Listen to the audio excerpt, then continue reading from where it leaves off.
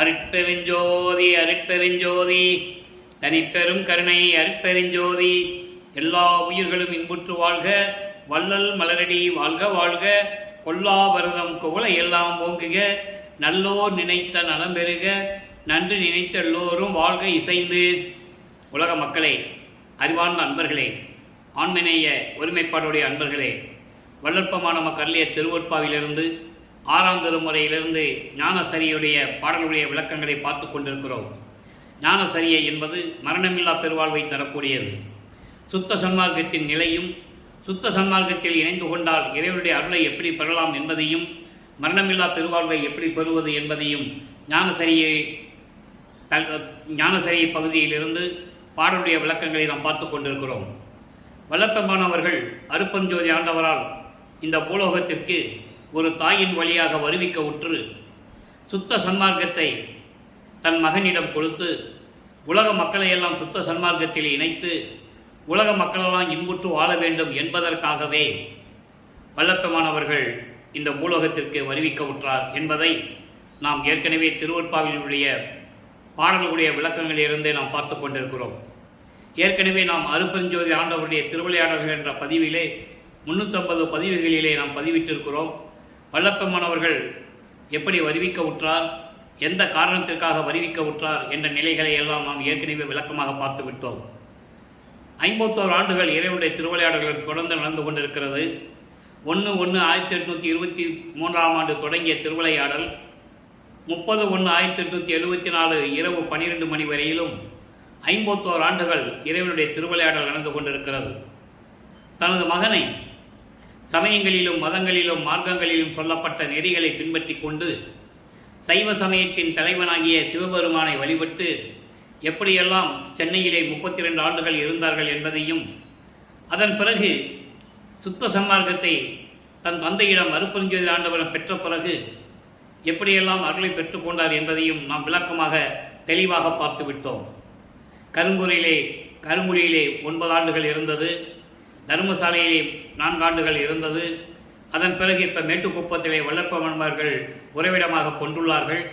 அங்கே மேட்டுக்குப்பத்திலே என்னென்ன திருவிளையாடல்கள் நடந்தது என்பதை தான் இப்போ நம்ம பார்த்து கொண்டிருக்கிறோம். ஞானசரியை மேட்டுக்குப்பத்தில் இருக்கும்போது தான் நமக்கு வல்லப்பெருமானவர்கள் அருளினார்கள் என்பதை இங்கே நான் பதிவு செய்ய கடமைப்பட்டிருக்கிறேன். இப்போ ஞானசரியில் பாடலை பாருங்கள். மொத்தம் 28 பாடல்கள். இன்று 11வது பாடலுடைய விளக்கத்தை பார்க்க போகிறோம்.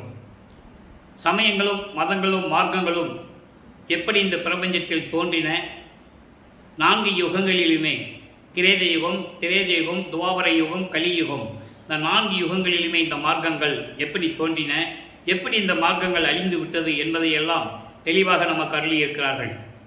கிரேத யுகத்திலே கலங்க மார்க்கம், திரேத யுகத்திலே திராவக மார்க்கம், துவார யுகத்திலே நவநீத மார்க்கம், கலியுகத்திலே பஸ்ம மார்க்கம் என்ற மார்க்கங்கள் தோன்றி அந்த யுகங்கள் ஒவ்வொரு யுகங்களும் அழிந்த உடனே அந்தந்த யுகங்களில் தோன்றிய மார்க்கங்களும் சமயங்களும் மதங்களும் அழிந்து விட்டன என்பதை தெளிவாக நமக்கு அருளியிருக்கிறார்கள். ஆனால் மக்களுக்கு அது தெரியவில்லை, யாரும் மக்களிடம் எடுத்து கூறவில்லை. அந்த நிலையை மாற்ற வேண்டும் என்பதற்காகத்தான் நமக்கு ஞானசரியிலே இந்த சமயங்களும் மதங்களும் மார்க்கங்களும் எப்படிப்பட்ட நிலைகளில் இருந்தன, அதை மக்கள் எப்படி காலகாலமாக பின்பற்றி கொண்டிருக்கிறார்கள். அதாவது சமயங்கள் சைவம், வைஷ்ணவம், கௌபாரம், இப்படி பல சமயங்கள் உண்டு, மதங்கள் உண்டு. யூத மதம், பௌத்தம், சமணம், இந்து மதம், கிறிஸ்துவம், இஸ்லாமிய போன்ற மதங்களும் உண்டு, மார்க்கங்கள் உண்டு. தசாமார்க்கம், சர்புத்திர மார்க்கம், சகமார்க்கம், சமய சன்மார்க்கம் என்ற மார்க்கங்கள் உண்டு. இவை நெறிகளை பின்பற்றி கொண்டு இன்னும் அந்த நெறிகளை பின்பற்றி கொண்டு மக்கள் அந்தந்த சமயங்களையும் மதங்களையும் சார்ந்த தலைவர்களை உருவகப்படுத்தி அதற்கேற்றபடி ஆலயங்கள் அமைத்து வழிபாட்டு முறைகளையும் அமைத்து வழிபட்டு கொண்டிருக்கிறார்கள். இந்த நிலை மாற வேண்டும். ஏனென்றால் இந்த யுகம் சதுர் யுகம். பிள்ளை பெருமானவர்கள் இதை ஒளி யுகம் என்று கூறுவார், சுத்த சன்மார்க்க காலம் என்று கூறுவார். இப்போ நம்ம சுத்த சன்மார்க்க காலத்தில் இருந்து கொண்டிருக்கிறோம். அப்போ இந்த யுகத்தில் இந்த காலத்தில் வாழ்ந்து கொண்டிருக்கிற மக்களுக்கு சுத்த சன்மார்க்கம்தான் தேவை என்ற நிலையை உணர்த்துவதற்காகத்தான் அவர் இந்த பூலோகத்திற்கு ஒரு தாயின் வழியாக வருவிக்க உற்றார் என்பதை நீங்கள் புரிந்து கொள்ள வேண்டும். இப்போ ஞானசரியுடைய 11வது பாடல் பாருங்கள். அடைந்திடுமின் உலகீர் அடைந்திடுமின் உலகீர் இங்கு இது தருணம் கண்டீர். அருட்ஜோதி பெரும்பதி என் அப்பன் வரு தருணம். கடைந்த தனி திருவமுதம் கழித்து அருத்தி எனக்கே காணாத காட்சியெல்லாம் காட்டுகின்ற தருணம். இடைந்து ஒரு சார் அலையாதீர் சுகம் எனைப்போல் பெறுவீர். சுகம் எனைப்போல் பெறுவீர். யான் வேறு நீர் வேறு என்று எண்ணுகிறேன் உரைத்தேன். உடைந்த சமயக்குழி நின்று எழுந்து உணர்மின் அழியா ஒரு நெறியாம் சன்மார்க்க திருநெறி பெற்று வந்தே. அற்புதமான பாடல். இதை இதுவரைக்கும் மக்கள் எப்படி பின்பற்றி கொண்டிருக்கிறார்கள்? இதை விட்டு எப்படி எழுந்து வர வேண்டும், மீண்டு வர வேண்டும், மீண்டும் வந்தால் எப்படி இறைவனுடைய அருளை பெற்றுக்கொள்ளலாம் என்பதை விளக்குவதுதான் இந்த பாடலுடைய விளக்கம். தனது மகனை, அதாவது அருட்பெருஞ்சாண்டவர் தன் மகனாகிய வள்ளல் பெருமானை, பிள்ளைப்பெருமான் அவர்களை, பிள்ளைப்பெருமான் என்று நான் ஏன் சொல்லுவதென்று ஏற்கனவே நான் விளக்கங்கள் கொடுத்திருக்கிறேன். அருட்பெருஞ்சாண்டவர் தன் அருளால் ஒரு ஆண்மகனை பெற்றெடுத்து செல்வப்பிள்ளை என்று பெயரிட்டு வளர்த்து கொண்டிருக்கிறார். ஏனென்றால் அந்த பிள்ளையை தான் இந்த பூலோகத்திற்கு அனுப்ப வேண்டும். அதனால்தான் நான் பிள்ளைப்பெருமான் என்று கூறுவதுண்டு. வள்ளல் பெருமான் திரு அருட்பதாச வள்ளலார் என்று மக்களால் பின்னாளில் அழைக்கப்பட்டார். அந்த பெயர் நிலைத்து விட்டது. அப்போது பிள்ளைப்பெருமான் அவர்கள் இந்த ஞானசரியிலே கூறுகிறார், சமயங்களையும் மதங்களையும் மார்க்கங்களையும் நான் சார்ந்து இருந்த போது எப்படி இருந்தேன், அதன் பிறகு இருந்து தந்தை சுத்த சன்மார்க்க நெறியை கொடுத்த பிறகு எல்லா அருள்களையும் பெற்றுக்கொண்டு நான் எவ்வாறு விளங்குகின்றேன், அதே போல நீங்களும் நான் பெற்ற சுகத்தைப் போல நீங்களும் இறைவனிலிருந்து பெற வேண்டும் என்பதற்காகத்தான் உங்களை நான் அழைக்கிறேன் என்று கூறுகிறார். அடைந்திடுமின் உலகீர் இங்கு. உலக மக்களே, இப்பொழுது நீங்கள் சுத்த சன்மார்க்கத்திற்கு வந்து சேருங்கள். ஏனென்றால் இறைவன் வருகின்ற தருணம் வந்துவிட்டது. இதுதான் தருணம் கண்டீர். இதான் நல்ல நேரம் உங்களுக்கு. இதுவரை நீங்கள் வீணாக பொழுதை, அதாவது வீணாக காலத்தை கழித்து கொண்டு விட்டீர்கள். உண்மையான இறைவனை, இயற்கை உண்மை விளக்க கடவுளாகிய அருட்பெருஞ்சோதி ஆண்டவரை தெரியாமல் இருந்து விட்டீர்கள். ஏனென்றால் சமயங்களும் மதங்களும் மார்க்கங்களும் உங்களை சூழ்ந்து கொண்டு அந்த மாயைகளையும் மயக்கங்களையும் சிக்கி நீங்கள் தவித்து கொண்டிருக்கிறீர்கள். எனவே உலக மக்களே, விரைவில் வந்து சுத்த சன்மார்க்கத்தில் சேர்ந்து கொள்ளுங்கள் என்று அழைக்கிறார். அருட்ஜோதி பெரும்பதி என் அப்பன் வரும் தருணம். இப்போ இறைவன் வருகின்ற நேரம் வந்து விட்டது. இனிமேல் நீங்கள் காலம் தாமதம் செய்ய வேண்டாம். கடைந்த தனி திரு அமுதம் கழித்து அருத்தி எனக்கே காணாத காட்சியெல்லாம் காட்டுகின்ற தருணம். இந்த பூலோகத்திலே எனது தந்தை அருட்பெருஞ்சோதி ஆண்டவர் ஒப்பற்ற அருள் வல்லமம் படைத்த அருள் அமுதத்தையும் சுத்த சன்மார்க்கத்தையும் மகிழ்வோடு எனக்கு கொடுத்து எனக்கு ஊட்டி என்று சொல்லுகிறார். அருத்தி என்பது ஊட்டி. எனக்கு அமுதத்தை ஊட்டி சுத்த சன்மார்க்கத்தை கொடுத்து அருளி எனக்கு மட்டும், எனக்கே. அன்பர்களே, இந்த எனக்கே என்ற வார்த்தை திருவருட்பாவிலே பல இடங்களில் உண்டு. நான் ஏற்கனவே அந்த விளக்கங்கள்லாம் கொடுத்திருக்கிறேன். எனக்கே என்பது எனக்கு மட்டும், இந்த பிரபஞ்சத்தில் யாருக்கும் கிடைக்காத ஒரு நிலை. ஏனென்றால் இந்த பிரபஞ்சத்தில் தோன்றிய கோடான கோடி பேர்கள், ரிஷிகள், முனிவர்கள், தவம் இருந்தவர்கள், எத்தனையோ பேர்கள் இருக்கிறார்கள். யாரும் ஞான சித்தியை அடையவில்லை. எல்லாம் முத்தியோடு சென்று விட்டார்கள். முத்தி என்பது ஒரு நிலைதான். முத்திக்கு அப்புறம் ஒரு நிலை இருக்கிறது என்று அவங்களுக்கு தெரியாது. சுத்த சன்மார்க்கம் இருப்பது அவங்களுக்கு தெரியாது. அதனால்தான் அவர் முக்தியோடு போனார்கள் என்பதை திருவருட்பாவிலே நமக்கு தெளிவாக அருளி இருக்கிறார்கள். 64வது பதிகத்திலே திரிபுந்தியார் என்ற ஒரு பதிகம் உண்டு. அதில் கடைசி பாடல் 10வது பாடலிலே சொல்லுவார், முத்தியை பெற்றேன் அம்முத்தியினால் ஞான சித்தியை உற்றேன். முத்தி என்பது இறைவனால் நான் வருவிக்க உற்று ஒரு தாயின் வழியாக வருவிக்க உற்று 32 ஆண்டுகள் வரையிலும் நான் சமயங்களையும் மதங்களையும் மார்க்கங்களையும் சார்ந்திருந்த போது முத்தி என்ற நிலைதான் எனக்கு தெரிந்தது. நல்லா புரிஞ்சுக்கிறேன். நீங்கள் முத்தி என்ற நிலைதான் எனக்கு தெரிந்தது. அதன் பிறகு எனது தந்தை சுத்த சன்மார்க்கம் கொடுத்த பிறகு ஞான சித்தி என்ற ஒரு நிலை இருந்தது. அதை நான் பெற்றுக்கொண்டேன். ஞான சித்தியை பெற்றேன். சித்தன் ஆனேன் என்று உந்திப்பெற. சித்தன் என்பது நான் இறைவனாகிவிட்டேன் என்று கூறுவார். ஆக இது அகவலிலே கூறுவார். முத்து என்பது நிலை முந்துரு சாதனம். அத்தகைய என்ற அருப்பெருஞ்சோதி. மகனே, முத்தி என்ற ஒரு நிலை இருக்கிறது. அது ஒரு நிலைதான். சமயங்களையும் மதங்களையும் மார்க்கங்களையும் சார்ந்துகின்ற போது அந்த நிலை உண்டு. அதன் பிறகு சித்தி நிலை என்ற ஒரு நிலை இருக்கிறது என்பதை அடுத்த பாடலிலே சொல்லுவார். சித்தி என்பது நிலை சேர்ந்த அனுபவம், கடவுள் நிலை அடைந்த அமயமாகக்கூடிய நிலை. 16வது நிலை ஞானத்தில் ஞானம். சரிய கிரிய யோகம் என்ற 12 நிலைகளும் முத்தியோடு சேர்ந்து விட்டது. அதை தான் இந்த பிரபஞ்சத்தில் இருந்தவர்கள் அத்தனை பேரும் பெற்றுக்கொண்டார்கள். ஐம்பூதங்களோடு கலந்து கொண்டவர்கள், முத்தி அடைந்தவர்கள், ஜீவசமாதி அடைந்தவர்கள் இப்ப நிறைய பேர் உண்டு. ஆனால் சித்தி என்பது நிலை சேர்ந்த அனுபவம். அத்தகைய அருட்பெருஞ்சோதி. ஆக இப்படியெல்லாம் கூறுகிறார். அதனால சொல்றாரு, எனக்கே காணாத காட்சியெல்லாம் காட்டுகின்ற தருணம், யாரும் பார்க்க முடியாத நிலைகளை எல்லாம் எனக்கு காட்டுகின்ற தருணம் வந்து விட்டதே. உலக மக்களை நீங்கள் விரைந்து வாருங்கள், சுத்த சன்மார்க்கத்தில் சேர்ந்து கொள்ளுங்கள். அடுத்து சொல்றார் பாருங்க, இடைந்து ஒரு சால் அலையாது. இதுக்கு இடையில மனம் இல்லாமல் சந்தேகத்தோடு இதெல்லாம் கிடைக்குமா என்ற நிலையில் நீங்கள் இருக்க வேண்டாம். ஐயப்பட வேண்டாம், சந்தேகப்பட வேண்டாம், அலைய வேண்டாம். ஒரு மனம் ஒரு நிலையில் இருங்கள் என்று கூறுகிறார். இடைந்து ஒரு சார் அலையாதீர். அந்த பக்கம் போக வேண்டாம். சுகம் என்னை போல் பெறுவீர். நான் எப்படியெல்லாம் அருள்களையும் பேரின்பத்தையும் மரணமில்லா பெருவாழ்வையும் என் தந்தையிடமிருந்து நான் பெற்றுக்கொண்டேனோ அதுவும் உங்களுக்கு கிடைக்கும். நான் பெற்ற இன்பம் வையகம் பெற வேண்டும் என்று கூறுவார் ஒரு பாடலிலே. அற்புதமான பாடல்களெல்லாம் உண்டு. ஆக அந்த நிலையில் என்னை போல் பெறுவீர். நான் வேற நீ வேற என்று நான் நினைக்கவில்லை. உலக மக்களே, நீங்கள் வேறு நான் வேறு என்று நான் நினைப்பதில்லை.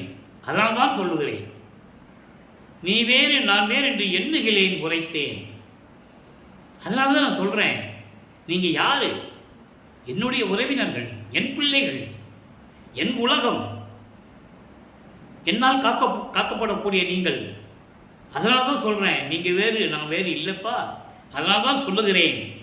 அடுத்து சொல்கிறார் பாருங்க, இதை விட ஒரு உண்மையான உணர்வை, உண்மையான சத்தியத்தை இந்த பிரபஞ்சத்தில் யாரும் சொல்ல முடியாது. உடைந்த சமய குழி நின்று எழுந்து உணர்மின் அழியா ஒரு நெறியாம் சன்மார்க்க திருநெறி பெற்று வந்தேன்.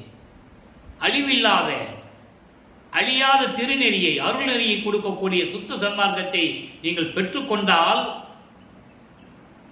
இறைவனுடைய அருளை எல்லாரையும் பெற்றுக்கொள்ளலாம். உடைந்த சமய குழி நின்று எழுந்து உணர்மின். அது ஏன் சொன்னார்னா, இந்த பிரபஞ்சம் தோன்றிய காலத்திலிருந்தே எல்லாருமே சமயங்களையும் மதங்களையும் மார்க்கங்களையும் பின்பற்றிக் கொண்டவர்கள்.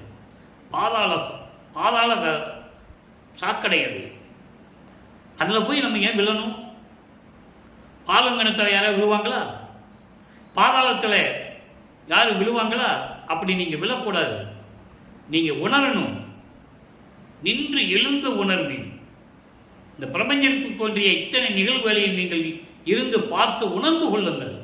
அதில் எந்த விதமான பலனும் இல்லை. ஆகவே அழியாத மார்க்கமான சுத்த சன்மார்க்கமான திருநெறியை, அருள் நெறியை நீங்கள் பெற்றுக்கொண்டு நீங்கள்லாம் மரணமில்லா பெருவாழ்வில் வாழ வேண்டும். சன்மார்க்க திருநெறி பெற்று வந்து சுத்த சன்மார்க்கத்தை பெற்றுக்கொள்ளுங்கள். உடனே வாருங்கள். இனிமேல் நேரம் இல்லை. இறைவன் வருகின்ற நேரம் வந்துவிட்டது. எனக்கு காணாத காட்சியெல்லாம் காட்டுகின்ற தருணம் வந்துவிட்டது. நீங்கள் மனம் ஒரு நிலையில் அமைதிப்படுத்துங்கள், அலையாதீர்கள். ஏதாகுமோ என்னாகுமோ என்று நீங்கள் நினைக்க வேண்டாம், அச்சப்பட வேண்டாம், துயரப்பட வேண்டாம். சுகம் என்னை போல் பெறுவீர். என்னை போல நீங்கள் சுகத்தை பெற வேண்டும், பேரின்பத்தை பெற வேண்டும், மரணமில்லா பெருவாழ்வை நீங்களும் பெற வேண்டும். எனவே உலக மக்களே, விரைந்து வந்து சுத்த சன்மார்க்கத்தில் இணைந்து கொள்ளுங்கள். சமயம் என்பது உடைந்த, அதாவது பாதாளம், பாலும் கிணறு என்று கூட சொல்லலாம், அழிந்து போகக்கூடிய நிலை இல்லாத இந்த சமய குழியில் நீங்கள் விழ வேண்டாம் என்று கூறுவார். இதைதான் மேட்டுக்குப்பத்திலே சன்மார்க்க கொடி கட்டும்போது கொடிப்பாட்டிலே கூறுவார். அந்த விளக்கத்தை நாம் பின்னாலே பார்க்க போகிறோம்.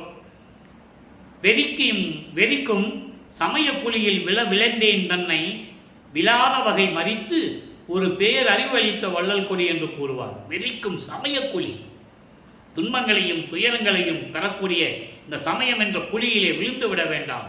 அப்படி விழுந்து விடுவோமோ என்று நினைத்த என்னை விழாத வகை மறித்து என்னை எடுத்து அணைத்து என்று கூறுவார். சமயங்களிலும் மதங்களிலும் மார்க்கழிந்தவனை நீக்கி ஒரு பேரறிவு அளித்த வள்ளல் கொடி.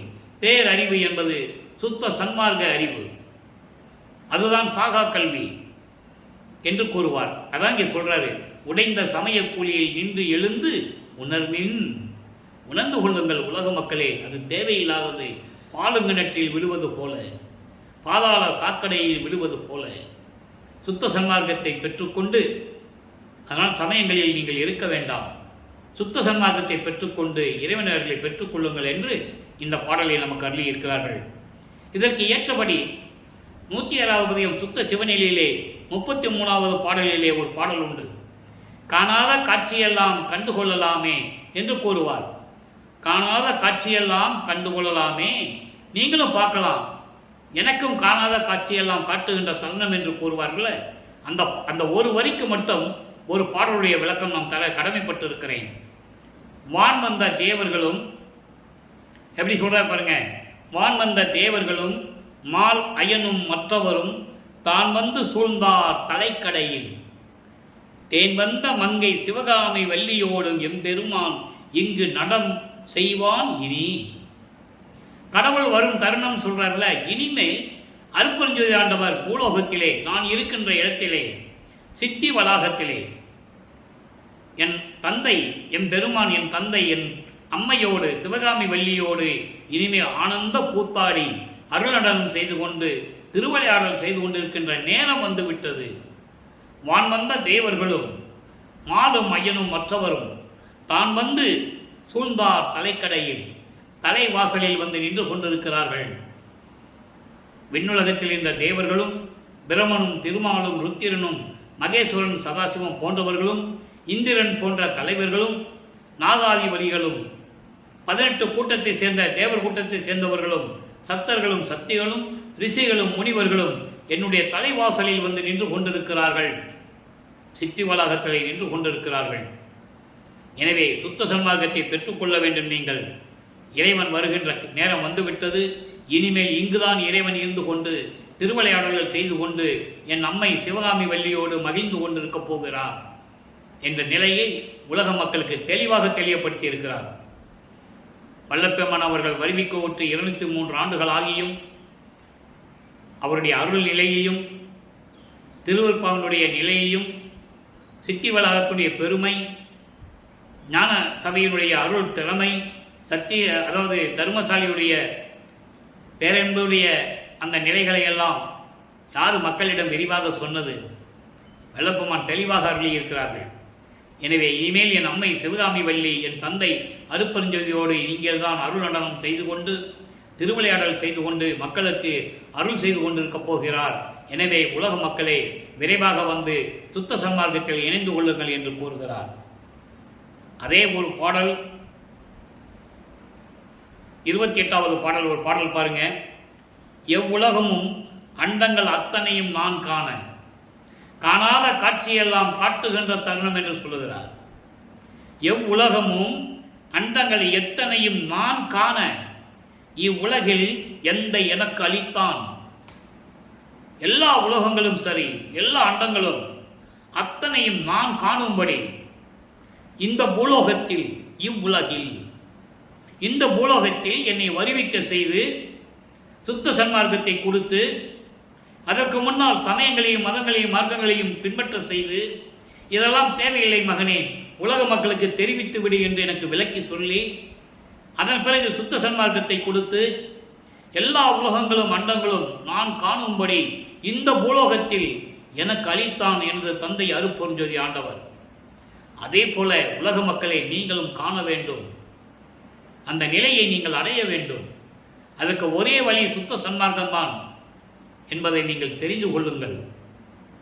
எவ்வுயிரும் சன்மார்க்க சங்கம் தன்னை அடைய செய்வித்தே என் மார்க்கம் காண்பேன்.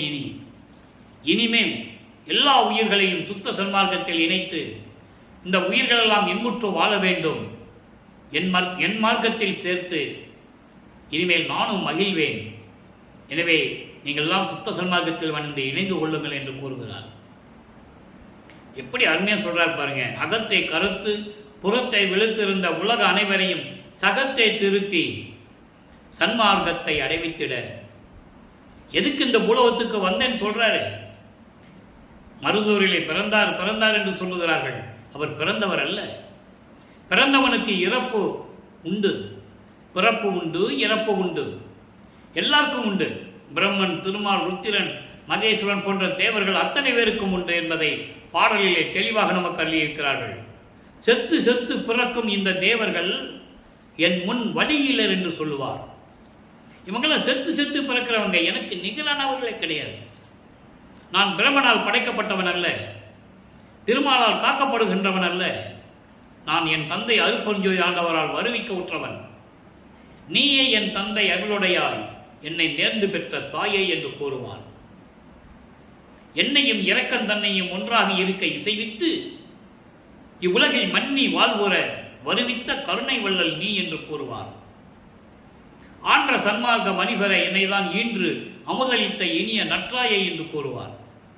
ஆக உலக மக்களை சன்மார்க்கத்தில் சேர்த்து அவர்களும் யுகத்தே பரத்தை பெற்று மகிழ்ந்திடுவதற்கு என்றே என்னை உகத்தே இறைவன் வருவிக்க உற்றேன், அருளை பெற்றேனே. இந்த பூலோகத்தில் கலியுகத்தில், உகத்தை என்பது இந்த கலியுகம். கலியுகம் 1900 ஆண்டுகளில் தான் முடிகிறது. வல்லப்பெருமான்கள் வருவிக்க விட்டது கலியுகத்தில் 5/10/1823 ஆண்டு. ஆக வல்லப்பெருமானவர்கள் வருவிக்க விட்டது ஏன் என்ற நிலையையும் உலக மக்களுக்கு தெளிவாக கூறுகிறார்கள். இனிமேல் இது என் மார்க்கம் என்று கூறுவார். காரணம், தன் தந்தை அருட்பெருஞ்சோதி ஆண்டவர் சுத்த சிவஞான வெளியிலே தன் மகனுக்கு சுத்த சன்மார்க்கத்தை கொடுக்கும்போது, மகனே சுத்த சன்மார்க்கத்தை நான் தாரை வார்த்து கொடுக்கிறேன், பெற்றுக்கொள் என்று கொடுக்கிறார். அதனால தான் இவர் இங்கே என் மார்க்கம் என்று கூறுவார்.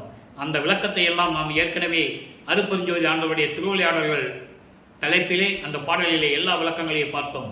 எப்படி அண்டங்களை கடந்து பறந்து சென்று எல்லா உலகங்களையும் கடந்து தத்துவங்களை கடந்து சுத்த சிவஞான வழிக்கே அங்கே இருக்கின்ற சத்தியஞான சபையிலே சென்று எப்படி தன் தந்தையிடம் சுத்த சன்மார்க்கத்தை பெற்றேன் என்று கூறுவார். அந்த நிலைகளெல்லாம் பார்த்து விட்டோம்.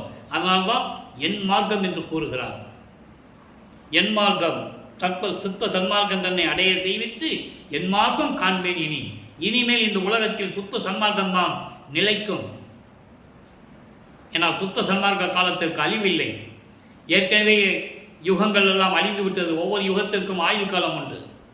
இந்த ஒளி யுகத்திற்கு சுத்த சன்மார்க்க காலத்திற்கு அழிவில்லை என்ற நிலையை நீங்கள் புரிந்து கொண்டு, அன்பர்களே, சமயங்களும் மதங்களும் மார்க்கங்களும் நிலைகளில் சொல்லப்பட்ட நெறிகளெல்லாம் மக்களுக்கு ஏற்றதல்ல, முரண்பாடுகளும் வேறுபாடுகளையும் கொண்டது. நீங்களே உணர்ந்து கொள்ளலாம். ஒவ்வொரு மதத்துக்கும் வேறுபாடு உண்டு, ஒவ்வொரு சமயத்திற்கும் வேறுபாடு உண்டு, ஒவ்வொரு மார்க்கத்திற்கும் வேறுபாடு உண்டு. இந்த நிலைகளெல்லாம் இல்லாத ஒரே மார்க்கம், சமயங்களையும் மதங்களையும் மார்க்கங்களையும் சாராத ஒரு மார்க்கம் சுத்த சன்மார்க்கம். எல்லா சமயங்களுக்கும் மார்க்கங்களுக்கும் மதங்களுக்கும் குறியீடுகள் உண்டு.